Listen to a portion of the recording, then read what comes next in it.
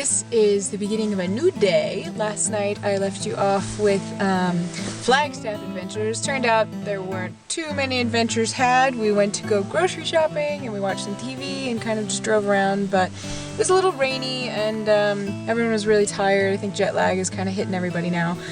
But we woke up at 6 again today. I'm really sticking to this East Coast time, so waking up at 6, so it's around 9 when I normally woke up. And I drove the boys to work today, or I went with the boys to work today, and now I've taken the car so I can do exploring today with you.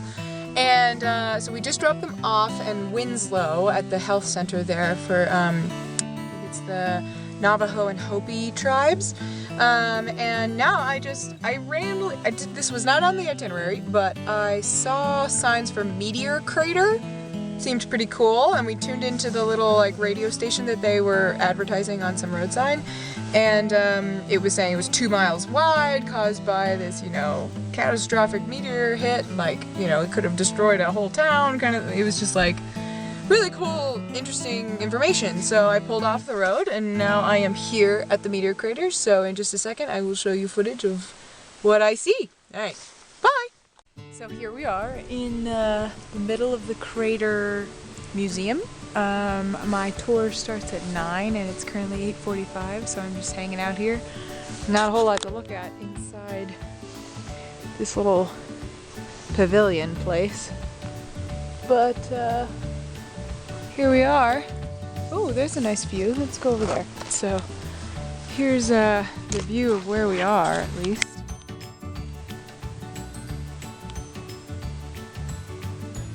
Out in the middle of nowhere.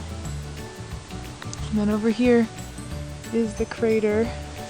This building kind of sits on it, so that we're gonna climb up to the top of that and look into the crater and get some cool information.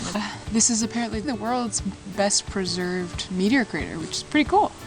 So I'm really excited to see what I learned from this, and I'll give you the full panoramic of it once I get in. Alright, see you there.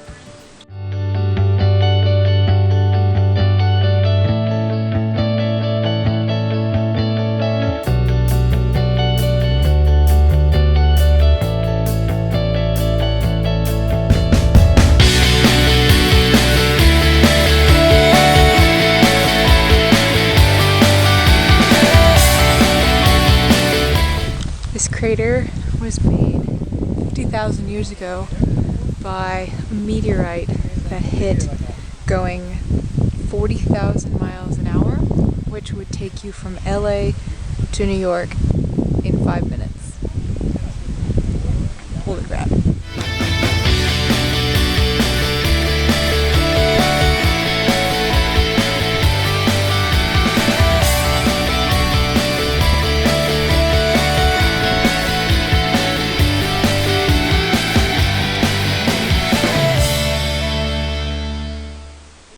Hello. So, check this out. This is where I currently am. We are in Walnut Canyon. I just left Meteor Crater, and I'm gonna try not to kill myself down these stairs.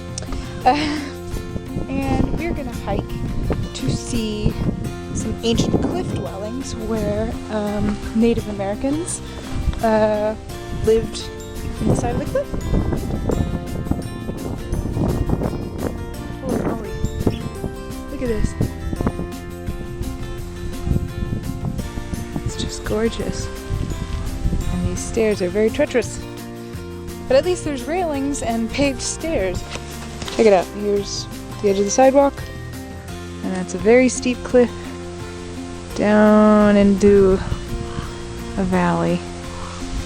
And I think we're heading over there for the cliffs dwellings. So there you have it. It's kind of threatening to rain today, and I'm hoping it won't. I mean, it's been drizzling on my drive, but let's just hope this stays clear for us. Alright, check in later.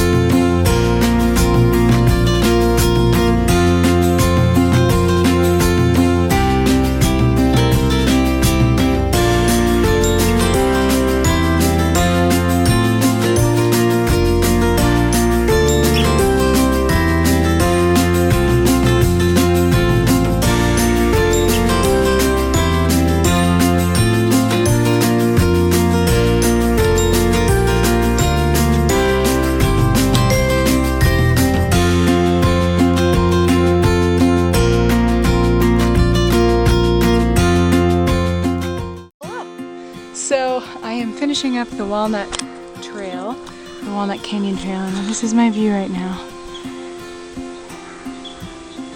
It's really gorgeous, and I thought I'd just tell you guys and remind me when I look back at this how this happened. So you can see that there are layers of rocks. There's like straight lines going across those rocks, and it's how you can see sort of over there.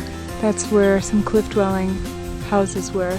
So every time there was like an overhang under one of the straight things, it was because it had a layer of sandstone under it that crumbled over the course of time, and the limestone, the ones that stayed as the overhang stayed there. And then these rocks show all the shape of the wind, so they're very easily carved, and you can see during different storms and different times that they were carved out by the wind. So cool. Hello. So I have been cramming this morning full of activities so that I have time to go back and get a little work done, practice, and then go pick up the boys from work. Turn right on Sunset Crater pull-out. And now we are at a dormant volcano called Sunset Crater, and I stopped along the scenic route to show you what I'm looking at because it's crazy. Alright, so right now we are going through I am gonna butcher the names. I think it's Wupatki forest or park or something. And look at that. That's dried lava from what we think is about 1,000 years ago, but it really looks like, I don't know, it looks like it dried like a couple months ago. It's probably very hard, but it looks kind of squishy, and it's just so cool. I'm currently on the lava trail, and I will keep going on this scenic route and show you what else I find, but holy crap, lava!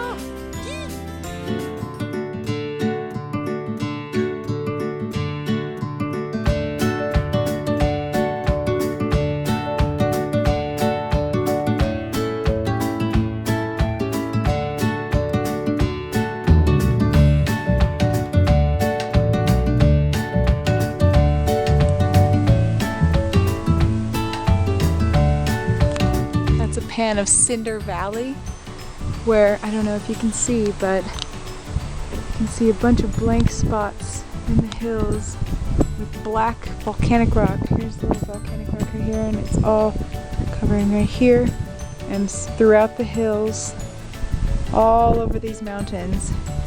You can see the lava rock. Hey, so I am standing on lava rock. Let me show you.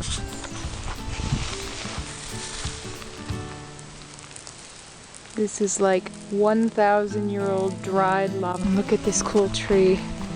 All these ones are like burned to a crisp because they can only grow with a very limited amount of nutrients, so they absorb the blackness from the lava rock.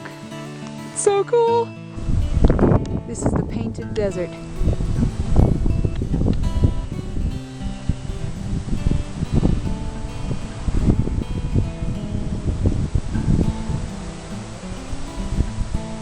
Got anywhere from sandstone that's white to lava rock that's black to clay to rock full of iron. So cool. This is pretty awesome. And now I think I'm gonna head back after all this.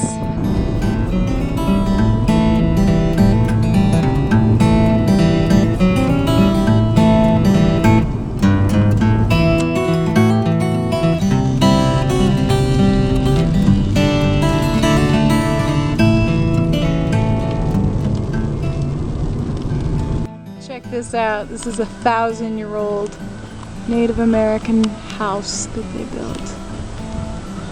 Wow. This is the Wukoki dwelling.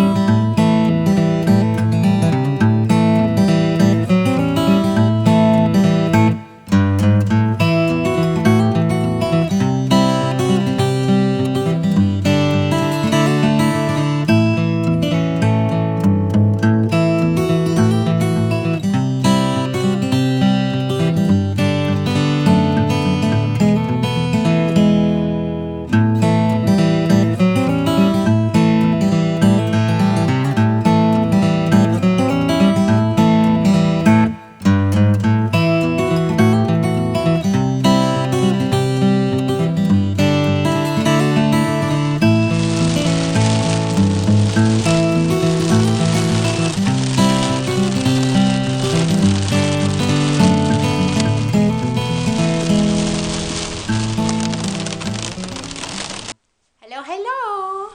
So it is the next day. Yesterday was packed full of good sightseeing, and you were there with me the whole time. So we saw, what was it, the Meteor Crater, the Walnut Canyon with the cliff dwellings.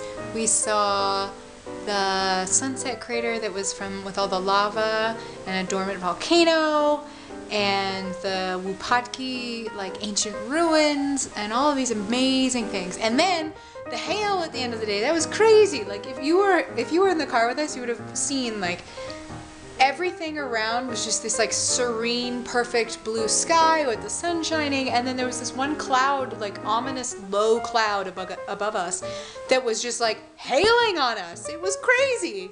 Anyway, that was super strange. I've never experienced that, because like you're just looking around the desert and like everything else is just completely fine, but you're literally under a storm cloud by yourself and it's hailing on you. It was the most bizarre thing I've ever seen, but that was cool. Basically, we all turned into pumpkins last night when we got home, because I mean, for both of us, for both like the boys working and me, it was a lot of driving, because Matt and I think it was Mike, yeah, Matt and Mike went to a different site. So they went to the original site, which is an hour away, and then they went to another site like for half a day that's another hour away. So then they drove back an hour and then drove back an hour with me, and it was the same kind of commute for me, because I drove there an hour, then went back an hour in the direction of home and sightseeing and all that, and then drove an hour to go get them, and then drove an hour back. So lots of driving for everybody. So when we got home, we all like individually cooked kind of hearty meals. Last night Matt and I had sauteed tofu, like crispy tofu with green beans and zucchini and rice noodles in a teriyaki sauce. It was delicious. And we all just kind of pooped out and went to bed. Matt and I went upstairs, everyone went upstairs to their bedrooms around 7, and Matt and I started watching Homeland, which Matt promptly fell asleep at like 7:30. I stayed up till probably 8:30 or 9, and yeah, it was just an easygoing night, because it's just been long days and a hard transition to the time zone for them. So yeah, it was an easy night. And then this morning I woke up just still super tired from all of the driving and all the busyness that we've had lately. So I decided not to take them into work and like take the car for the day, because I kind of needed a break, not only for myself as a person, just like take a rest, but also so I came to Arizona with all of my music learned, right? I had all these assignments and they gave it to us, plenty of time, and I learned it all, and I felt good. And then I came to Arizona and I get like a bombardment of emails from Sarasota with new things to learn, which the programs are outstanding. I'm really excited about the concerts we're singing and like music we're singing. It's just like, I have been preparing and have been prepared for so long, and now all of a sudden, like a week and a half before we show, they send out 3 or 4 new pieces to learn, which clearly nobody's gonna have memorized, and it's just gonna be really disorganized for that like section of the programming. But I mean, I'm doing the best I can. Luckily I have, like I showed you, the piano, and we actually have a smart TV that has like YouTube hooked up to it and stuff, so I've been playing the music on there. We don't have a printer, so I've been reading the music on my computer, listening to it, and playing my notes on the piano all at the same time. So it's a great setup for learning music, so I'm really lucky. It's just the timing of it all is just insane, so working on that. And it's been a really low-key day for me. As you can see, I'm hanging out in Matt's sweatshirt. And I've just been doing laundry, cleaning, learning music, catching up on some work, and just hanging out. And I think we're gonna go out to dinner tonight. There's a nice brewery in town that has like good burgers, and since this is the state that has like tons of Mexican food, since it's right at the border, and tons of cattle, there's a lot of good burger places around. So, and I looked up one that has like a really renowned veggie burger on it, so yay! And yeah, that's the plan. Maybe try to be real people and not go to sleep at 7 tonight. And that's all the updates so far. But hopefully I'll vlog a little tonight of our adventure, and you'll be there. Alright, bye guys! Hey guys! So I know I ended last night's vlog with the plan that we were gonna go out for dinner and stuff in Flagstaff, which we did, but unfortunately I forgot my vlog camera, so I didn't get any of that on film. But it wasn't a great to do. The only thing that I can report to you was that we went to a brewery and it had lots of really good food options, but I ended up getting the mac and cheese with a salad.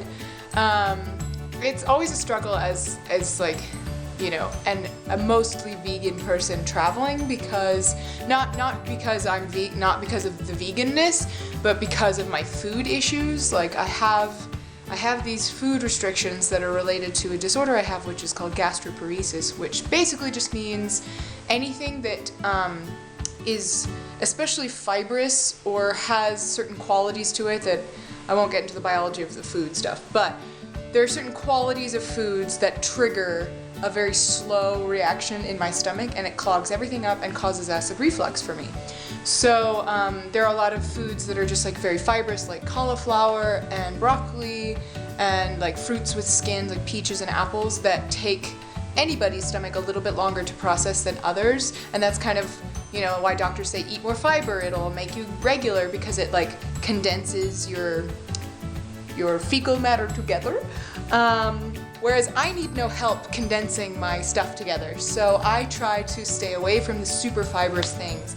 And unfortunately, one of the things that's not even related to the fibrousness of it, but one of my big triggers that slows down digestion and causes reflux for me is are garlic and onions, which, if you can imagine a life without garlic and onions, it's really hard. It's really hard, especially going out to restaurants. I mean, because if you think about it, if I'm trying to be vegan or vegetarian at a restaurant,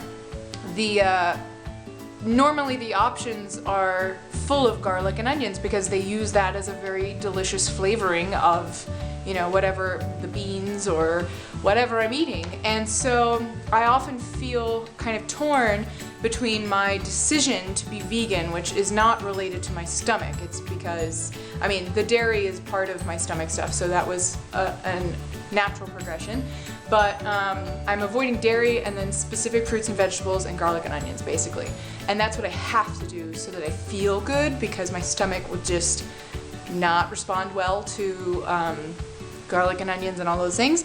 But I chose to be vegan because I've as a health coach, I'm constantly, you know, looking up things about, you know, foods and superfoods and like how foods digest and how people's bodies react to it, and I'm thinking about it a lot. And the more you know, the more you can't unknow. And I've seen all the documentaries about, you know, how animals are killed and the process they go to for chickens to produce the eggs and the quantities that they have at grocery stores, and, you know, cheese from cows that they're like impregnated, and just like all these terrible things that we do to animals in a massive scale. I am aware of them and have chosen to be vegan because of that, but as a person I have to like feel good as well. So I find, this is all a long story to go back to the restaurant last night, I find that I'm often torn between sticking to veganism and respecting my stomach's needs, because like they had vegan options last night. They had like a black bean burger and all sorts of things that were delicious, which I would love, but they pack them full of onions and garlic, or at least garlic. So I just always get stuck in a place where I want to be vegan and at least vegetarian. But if it's at risk of my stomach feeling terrible, I often behave selfishly. So last night I chose to not do the vegan option of the black bean burger and go with the mac and cheese because it didn't have garlic or onions in it. So, you know, it's a struggle at the moment as far as like going out and enjoying food with friends. It's always kind of an anxiety-invoking thing for me at the moment, because I want to make a good choice that respects both things, which I know how to do in my own kitchen, but in restaurants, you know, it's just a guessing game of what, if they dash some garlic powder on something, which normally would be fine for anybody else, but for me, I'll be up all night, you know. Anyway, so that's just the little story. So I went to the brewery. It was stinky because apparently in Australia, yeah, I'm in Australia. In Arizona, they have a law that if your license, even if you're of age, if your license is vertical and not horizontal, you can't drink. I'm 26 years old and I was refused a beer at a brewery. So yeah, it was kind of irritating, but you know, I had a couple sips here and there since I am legal and that's fine. But I couldn't purchase a beer, so that was kind of disappointing, but oh well. And I am gonna actually close this vlog for now because I want to start a fresh vlog with what I'm going to be doing today. But just as a heads up, I'm going to be I'm going to be ascending the highest mountain in Arizona, and I will for sure document all of that. And I will be practicing a lot today. As I told you, I have lots of music to kind of...